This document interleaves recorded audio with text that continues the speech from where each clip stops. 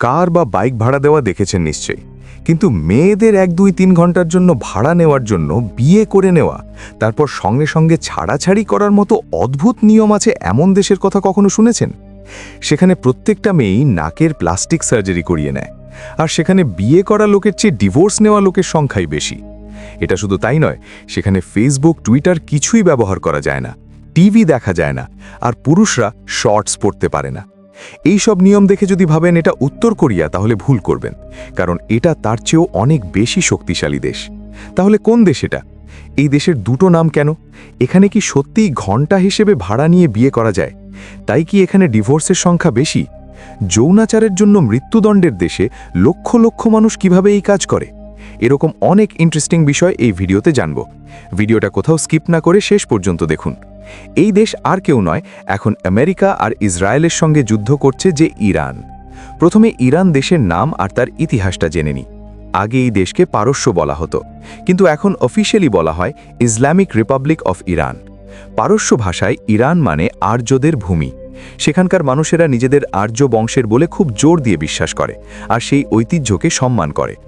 ভৌগোলিকভাবে ইরান খুব গুরুত্বপূর্ণ জায়গায় আছে। এটা প্রায় 10টা আলাদা দেশের সঙ্গে সীমানা ভাগ করে: তুরস্ক, Iraq, Afghanistan, Pakistan, Turkmenistan, Armenia আর আজারবাইজান। এই সব দেশ ইরানকে ঘিরে আছে।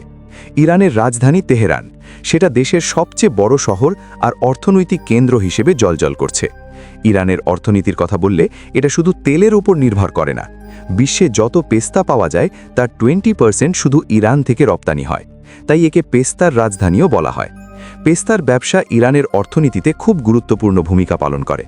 পেস্তার সঙ্গে বিশ্বের সবচেয়ে ভালো মানের আর দামি জাফরান ফুলও এখানেই সবচেয়ে বেশি উৎপাদন হয়। কাশ্মীরি জাফরানের চেয়ে ইরানি জাফরানের বিশ্ববাজারে ভালো চাহিদা আছে। ইরানের টিভাচি বা কার্পেটের কথা নিশ্চয়ই শুনেছেন। বিশ্বের সেরা কোয়ালিটির কার্পেট ইরানেই পাওয়া যায়, আর এগুলো প্রধান রপ্তানি পণ্য। তবুও ইরানের আসল সম্পদ তার কালো সোনা, অর্থাৎ তেলের মজুদ। বিশ্বের মোট তেলের মজুতে প্রায় 10% ইরানের কাছে, প্রায় 25% অনুমোদিত তেলের মজুতের কাছেই।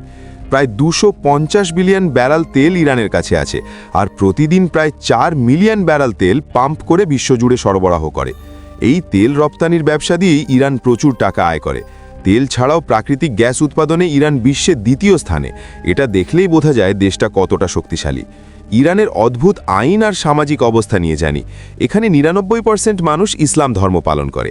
ইরানে মহিলাদের উপর নিয়ন্ত্রণ অনেক বেশি। 9 বছর বয়স পার হওয়া প্রত্যেক মেয়েকে বাইরে বেরোলে স্কার্ফ বা হিজাব অবশ্যই পরতে হয়। কোনো মহিলাই স্কার্ফ ছাড়া বাড়ি থেকে পা বাড়াতে পারে না। শুধু মহিলারা নয়, এখানে পুরুষদেরও কিছু নিয়ন্ত্রণ আছে। এখানে পুরুষরা ভুল করেও হাফ প্যান্ট বা শর্টস পরতে পারে না। কেউ এই নিয়ম ভাঙলে তাকে জেলে ঢোকানো হয়। মহিলারা স্পোর্টস ইভেন্টে সরাসরি অংশ নিতে পারে না। এই নিয়ম থাকলেও ইরানের মহিলারা খুব সাহসী। তারা ছেলেদের জামা পরে স্টেডিয়ামে গিয়ে ম্যাচ দেখে। ইরানে বিয়ের বিষয়টা খুব অদ্ভুত।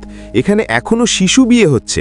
মেয়ের 9 বছর, ছেলের 15 বছর হলেই বিয়ে করে দেওয়া হয়। এই বিষয়ে বিশ্বজুড়ে ইরানের বিরোধিতা থাকলেও ইরান সরকার এটাকে উৎসাহিত করে। এখানে আরেকটা অবাক করা বিষয় হলো শর্ট টার্ম ম্যারেজ। আপনি মাত্র কয়েক ঘন্টা, অর্থাৎ 2 থেকে 4 ঘন্টা পর্যন্ত বিয়ের বন্ধনে থেকে পরে ছাড়াছাড়ি করতে পারেন। একে সিগে বলে। সেখানে বিয়ে করতে হলে কমপক্ষে 1 ঘন্টা বার্থ কন্ট্রোলের ক্লাস শুনতে হয়। কেউ কোনো মহিলার সঙ্গে ভুল ব্যবহার করলে সেখানে পাবলিকের সেই মহিলার সঙ্গে জোর করে বিয়ে করানোর অধিকার আছে। এর জন্যই ইরানে ব্যাচেলারদের চেয়ে ডিভোর্স নেওয়া মহিলাদের সংখ্যা বেশি বলে পরিসংখ্যান বলছে। ইরানে যৌনাচার সম্পূর্ণ অবৈধ। শরিয়া আইন অনুসারে গুরুতর অপরাধ। এর শাস্তি মৃত্যুদণ্ড। কিন্তু শিয়া ইসলামিক ঐতিহ্যের সিগের লুপহোল দিয়ে ঘণ্টা থেকে দিন পর্যন্ত বৈধভাবে সেক্সের জন্য টাকা দিয়ে নেওয়া হয়। এটা চ্যাস্টিটি হাউস, মাসাজ পার্লার বা প্রাইভেট হোমে ব্যাপক। এটাকে অফিসিয়ালি অস্বীকার করলেও অর্থনৈতিক সংকট, দারিদ্র্য, চাকরির অভাবে আন্ডারগ্রাউন্ড সেক্স রেট অনেক বেড়েছে। 2017 অনুমান অনুসারে প্রায় 2.3 লক্ষ সেক্স ওয়ার্কার আছে, তার বেশিরভাগ তেহরানে। এখন অনলাইন ইন্টারনেট দিয়ে এই ব্যবসা আরও ছড়িয়েছে। দারিদ্র্যে থাকা 12 থেকে 18 বছরের অনেক মেয়ে এতে ঢুকছে। ইরানে টেকনোলজি আর মিডিয়া ব্যবহারেও অনেক নিয়ন্ত্রণ। এখানে স্যাটেলাইট টিভির ওপর সরকার নিষেধাজ্ঞা দিয়েছে। পশ্চিমা সংস্কৃতি দেখে মানুষ নষ্ট হয়ে যাবে বলে সরকার এমন সতর্কতা নিয়েছে। ইন্টারনেটের ব্যাপারেও ইরান খুব কঠোর। গুগলকে তারা স্পাই ওয়েবসাইট মনে করে। গুগল ব্যবহার করলে ডেটা সব চলে যাবে বলে তাদের বিশ্বাস। তাই সরকার নিজস্ব ন্যাশনাল ইন্টারনেট তৈরির চেষ্টা করছে। ফেসবুকের মতো সোশ্যাল মিডিয়া প্ল্যাটফর্মও এখানে পুরোপুরি ব্যান। মাত্র 40% মানুষ ইন্টারনেট ব্যবহার করে। স্বাস্থ্য আর সৌন্দর্যের ব্যাপারে ইরানিদের আগ্রহ খুব অদ্ভুত। এখানে মহিলা পুরুষ সবাই নাক সুন্দর রাখতে চায়। 10 জনে 8 জন মহিলা নাকের প্লাস্টিক সার্জারি করায়।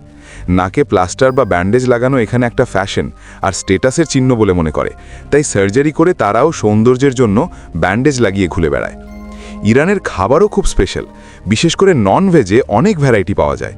এখানকার দেশি মাংসের স্বাদ না চেখে ইরান ট্রিপ ওয়েস্ট বলে ট্যুরিস্টরা বলে। কারো বাড়িতে গেলে অবশ্যই ফুলের তোড়া বা কোনো গিফট নিয়ে যেতে হয়, না হলে তারা খুব রেগে যায়।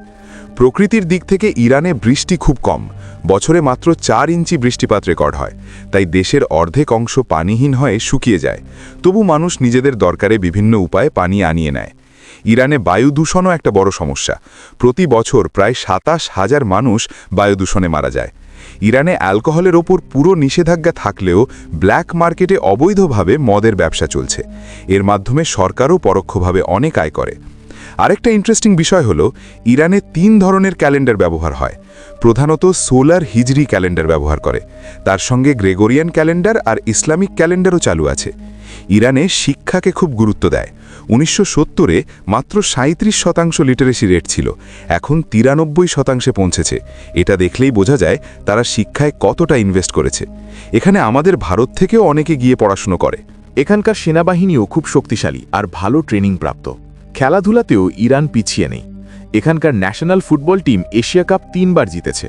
ভলিবল, বাস্কেটবল, স্কিইংয়ের মতো খেলায়ও ইরানে অনেক সমর্থন আছে। ইরানে ইউনেস্কো স্বীকৃত 24টা ওয়ার্ল্ড হেরিটেজ সাইট আছে।